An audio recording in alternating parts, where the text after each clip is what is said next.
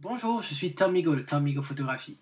Un de mes besoins en tant que photographe professionnel, c'est d'être capable de montrer à des clients potentiels mon travail. Que ce soit à partir d'un bureau, dans un hôtel, dans un train, dans la rue ou à la terrasse d'un café. Je dois être capable de le faire et c'est pour ça que j'investis dans un ordinateur portable, dans les smartphones, iPhone, iPad et tablettes et autres. Mais il y a certaines contraintes. La première contrainte, ça va être d'être capable de copier mes images à partir de mon ordinateur principal vers tous ces outils et de le faire le plus facilement possible. Ensuite, ça va être de pouvoir accéder à ces photos, à ce travail, même si je n'ai pas Internet. Et enfin, le dernier point, c'est d'être capable de mettre tout le travail que j'ai besoin sur ces appareils-là, sans avoir une limite de stockage. Alors pourquoi je parle de limite de stockage? C'est parce que de nos jours, on entend parler beaucoup du nuage, du cloud en anglais. Et il y a beaucoup de services qui proposent de stocker vos fichiers favoris sur le cloud, alors que ce soit Google ou Dropbox. Le problème, par exemple, avec Dropbox, et j'utilise Dropbox moi-même, le problème avec Dropbox, c'est que oui, il y a des applications qui s'installent sur vos ordinateurs, sur les appareils sur les téléphones portables et sur les tablettes, iPad et autres.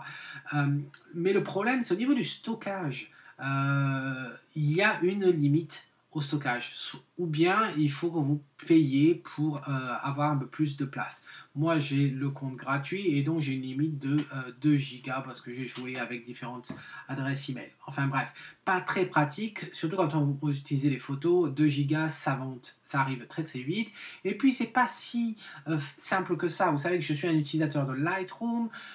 Si je veux l'avoir sur Dropbox, il faut que j'exporte mes photos sur mon ordinateur. De mon ordinateur, je les déplace vers le répertoire de Dropbox. Ça télécharge dans le cloud et après mes appareils se synchronisent avec ça et voilà. Donc c'est un petit peu compliqué et il y a cette limite de stockage. Donc aujourd'hui, je vais vous parler d'une application que j'utilise depuis très longtemps qui s'appelle Adobe Reveal ou Adobe Reveal en français. Et c'était anciennement appelé Photoshop.com. Et donc c'est ça que je vais vous montrer aujourd'hui. Cette application elle est gratuite. Et alors pour avoir plus d'informations, il vous suffit d'aller sur adobereveal.com, comme vous voyez là sur le site. Et alors ça vous permet de télécharger une application qui s'installe aussi bien sur votre ordinateur, alors que vous ayez un Mac ou un PC, ça ne change rien, ou que vous ayez des tablettes Mac ou Windows, ça ne change rien également. Vous pouvez installer tout ça. C'est gratuit. La seule chose dont vous avez besoin, c'est ce qu'on appelle Adobe ID, donc une identification d'Adobe qui est gratuite. Ça prend 1 minute à peine pour en générer une. Voilà. Alors là, aujourd'hui, je vais vous montrer en gros à quoi correspond mon workflow, mon procédé pour en utilisant Adobe Reveal. Donc, vous voyez sur la gauche, vous voyez Lightroom, et puis sur la droite, vous voyez mon iPad. Alors c'est bien live, hein, vous voyez, je suis en train de bouger mon écran, voilà. Si vous vous rappelez les vidéos que j'ai faites sur Lightroom, alors il y a les liens là qui s'affichent. Je vous avais parlé des Publish Services que vous avez comme panneau à gauche, là où j'ai ma souris, quand vous êtes dans le menu Librairie. Et ce que vous voyez là, donc c'est un service pour Adobe Reveal. Par défaut, la dernière version de Lightroom vient avec Behance. Behance, je vous avais dit, c'est une communauté en ligne d'artistes. Et donc, comme cette communauté-là, le service derrière Behance a été acheté par Adobe il y a quelques mois de ça, par défaut, vous avez ce service de paramétrer déjà dans Lightroom. Mais si vous voulez rajouter des services, il vous suffit d'appuyer sur le plus là, sur le plus, pas le plus, aller sur Publishing Manager. Et là, vous allez voir que si vous avez un compte Flickr, vous pouvez créer un compte, lier votre compte Flickr à Lightroom et exporter vos images favorites directement sur Flickr. Même chose pour Facebook, Behance et donc Adobe Reveal. Et puis, comme vous voyez, c'est assez simple. En gros, vous avez des informations du compte, donc là, c'est votre Adobe ID. Et puis après, vous pouvez avoir des options telles que le nommage de vos fichiers, la taille et la qualité de vos fichiers, et puis au niveau des métadatas, si vous voulez garder, et puis mettre un watermark. Voilà. Donc là, je ne vais pas rentrer dans trop de détails, je vais simplement vous montrer vos workflows. En gros, vous voyez ici, on a des collections qui se trouvent sur mon compte Adobe Revel. Donc là, je vais lancer Revel sur mon iPad. Vous voyez, à droite, ça se charge. Et vous voyez toutes les collections que j'ai qui correspondent aux collections que vous avez listées ici. Donc, on voit, on a Landscape ici à gauche avec différentes images. Et bien, si je vais dans Landscape sur l'iPad, vous voyez qu'on a les mêmes images. Voilà. Donc si je reviens en arrière, vous remarquerez qu'il y a une collection qui s'appelle YouTube Démo. Voilà, je l'ouvre là et ici je clique dessus. Vous voyez, il n'y a aucune photo pour l'instant. Donc mon workflow, mon procédé, c'est simple. J'ouvre un répertoire dans lequel j'ai des photos et je souhaite par exemple déplacer cette photo-là, la publier sur tous mes appareils. Donc je la clique dessus et je le fais glisser sur le répertoire YouTube Démo de ma collection d'Adobe Revel. Comme vous voyez ici, en fait, il nous dit, voilà, il y a une photo qui est à publier. Voilà, c'est écrit en anglais. Sur la version de Lightroom en français, vous l'auriez écrit en français. Ce que je vais faire, c'est que je vais cliquer sur publier. Ça va prendre un peu de temps et je vais vous parler en attendant. Qu'est-ce qu'il est en train de faire là? Eh bien, Lightroom va exporter, en fait, transformer votre RAW, puisque ça c'est un fichier RAW, va le transformer en un fichier JPEG de grande qualité, puisque j'ai précisé dans les settings de Adobe Revel, dans le service, que je voulais la qualité maximale. Et une fois qu'il a généré ce fichier-là, il va l'exporter et le publier dans le cloud, dans le nuage de Adobe Revel. Voilà, donc là, ça va prendre un peu de temps, tout dépend de votre connexion Internet, bien sûr. Et alors, en ce qui concerne la taille de votre fichier, alors, la taille du fichier, là, ça va être la taille maximale qui va être envoyée dans le cloud.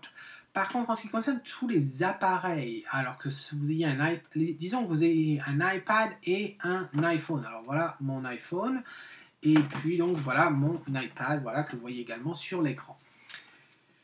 La résolution des deux appareils n'est pas la même, donc il n'y aurait aucun intérêt à avoir une image de très très grande qualité qui soit téléchargée sur tous les appareils.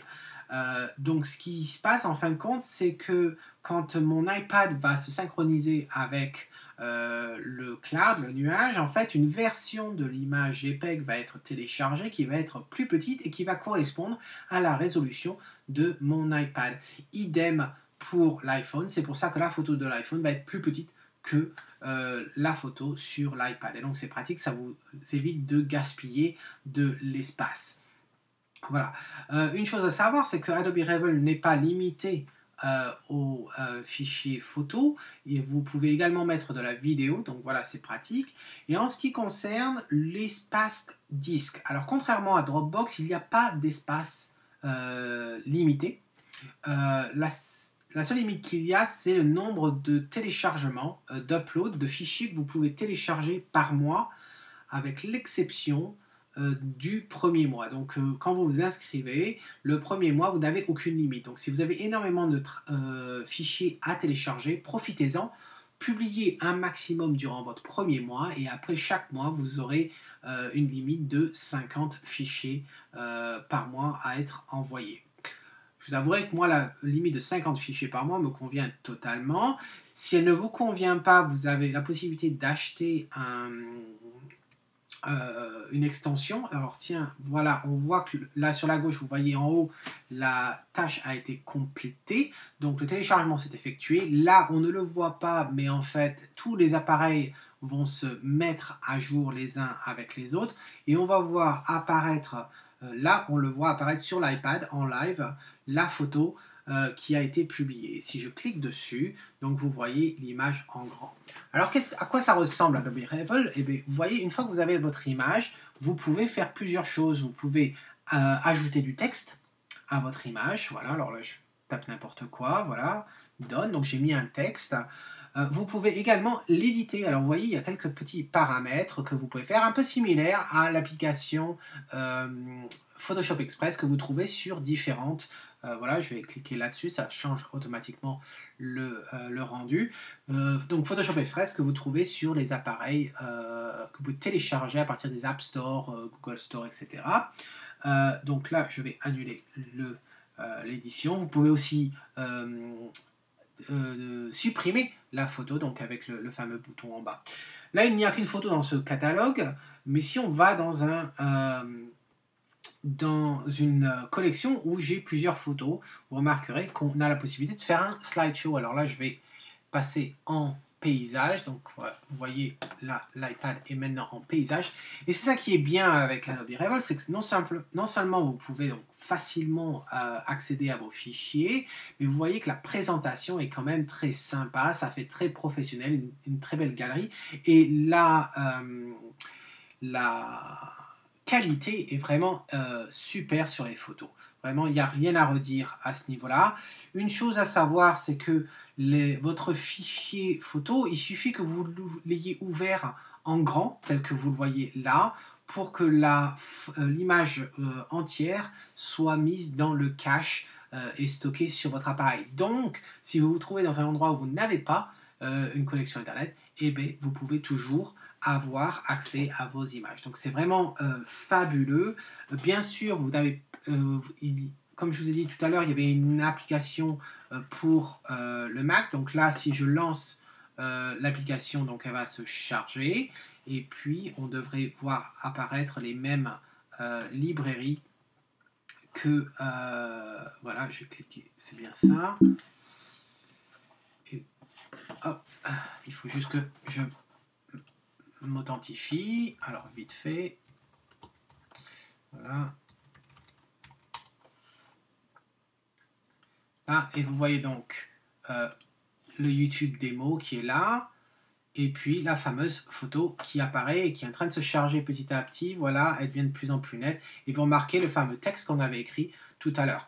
Donc vous pouvez le faire donc à partir de votre ordinateur comme ça, vous pouvez également l'utiliser à partir du web si vous n'êtes pas sur votre ordinateur et que vous souhaitez mettre une photo. Alors là, pareil, je vais me loguer, vous voyez, hop, c'est aussi simple que ça. Et donc, on va accéder à la librairie, et puis on va voir donc toutes les collections que l'on a vu tout à l'heure. Voilà, YouTube démo, on est là-dedans, et si je clique dessus, ça va afficher la photo. Voilà, donc c'est vraiment très bien pour une application gratuite, sans vraiment la moindre limite. Je dis pas que c'est valable pour tout le monde, ce workflow, ce procédé-là. Moi, ça me convient énormément, j'adore ça, j'utilise tout le temps. Et puis donc, je vous laisse juger. Et puis si vous avez la moindre question, vous pouvez donc aller sur adobereveal.com ou bien vous pouvez poster votre question dans la description, dans les commentaires en bas de la vidéo, ou m'envoyer un mail comme d'habitude. Ou poser votre question sur le club Tomigo Photographie Club sur YouTube, sur Facebook. Voilà, en attendant la prochaine fois, c'est Tomigo qui vous dit, si vous aimez ce que vous voyez bien, capturez-le, éditez-le avec peut-être Lightroom et publiez-le peut-être en utilisant Adobe Reveal. Ciao.